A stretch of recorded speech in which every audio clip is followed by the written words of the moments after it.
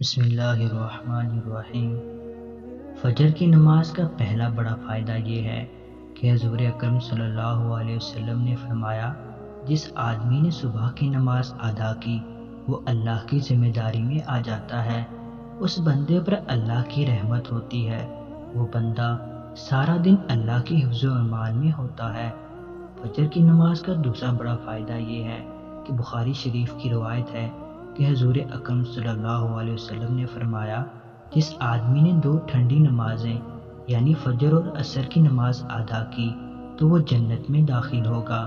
فجر کی نماز کا تیسرا بڑا فائدہ یہ ہے کہ حضور اکرم صلی اللہ علیہ وسلم نے ارشاد فرمایا، جس آدمی نے عشاء کی نماز باجماعت پڑھ لی تو وہ بندہ ایسے ہے جیسے اس نے آدھی رات نماز پڑھ لی، اور جس آدمی نے فجر کی نماز باجماعت پڑھ لی تو وہ آدمی ایسے ہے جیسے اس نے ساری رات نماز پڑھ لی۔ فجر کی نماز کا چوتھا بڑا فائدہ یہ ہے کہ حضور اکرم صلی اللہ علیہ وسلم نے ارشاد فرمایا، نماز فجر کی دو سنت رکعتیں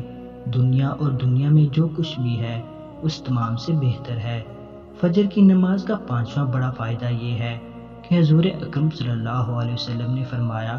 تمہارے پاس دن اور رات کے فرشتے آتے ہیں اور یہ فرشتے فجر اور عصر کی نماز میں جمع ہوتے ہیں،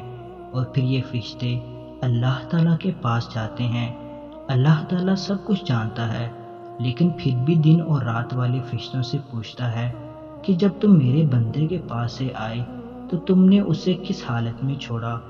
فرشتے کہتے ہیں کہ اے اللہ، تیرا وہ بندہ نماز پڑھ رہا تھا، تیرے سامنے جھکا ہوا تھا۔ اللہ تعالیٰ سے دعا ہے کہ وہ ہمیں 5 وقت کی نماز باجماعت ادا کرنے کی توفیق عطا فرمائے، آمین۔